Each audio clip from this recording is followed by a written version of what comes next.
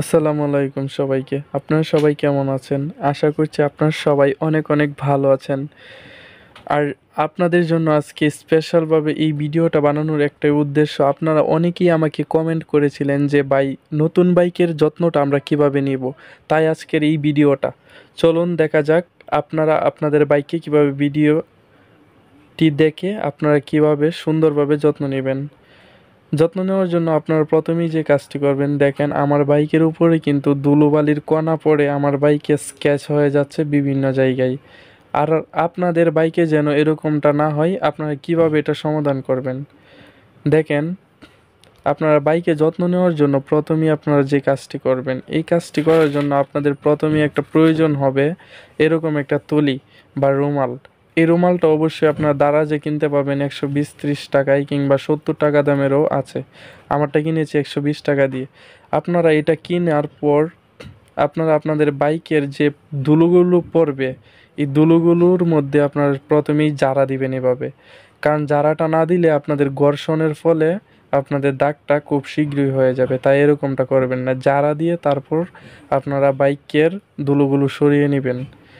হ্যাঁ, আর দ্বিতীয় কথা হচ্ছে, আপনারা অনেকেই সকালে ঘর থেকে যখন গাড়িটা বের করেন তখন আপনারা বাম্পারগুলো মুছেন না, যার কারণে আপনাদের বাম্পার অয়েল জেলটা খুব শীঘ্রই কেটে যায়। দেখেন ওই যে দাগগুলো আছে, ওইটা কিন্তু বাম্পার অয়েল জেলের ভিতরে যায়, এবং ধুলাবালুর কণার কারণে আপনাদের ঘষা খেতে খেতে আপনাদের বাম্পার অয়েল জেলটা কেটে যায়।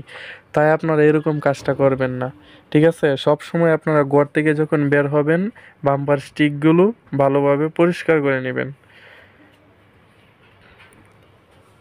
আর আপনারা অবশ্যই ক্লাচটা দেখে নেবেন, ব্রেকটা দেখে নেবেন বাইক রানিং করার সময়। কারণ ভাই, জীবন কিন্তু একটাই, সব সময় সাবধানে গাড়ি চালাবেন।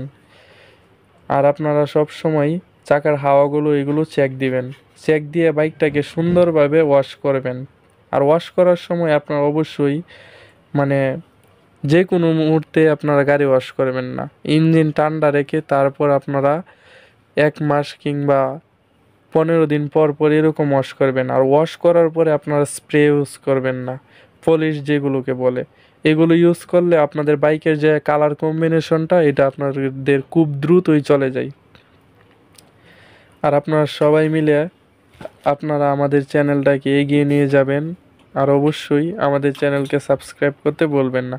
আর আমার দোকানের ঠিকানা কিশোরগঞ্জ জেলা তাড়াইল উপজেলা সেকান্দনগর বাজারই আমার দোকানটা, বর্মন মোটরস। অবশ্যই আপনারা যদি আমার এখানে আসতে চান, অনেকেই বলেন, আমার সাথে যোগাযোগ করবেন। আশা করি ভালো একটা সার্ভিস পাবেন। ধন্যবাদ সবাইকে।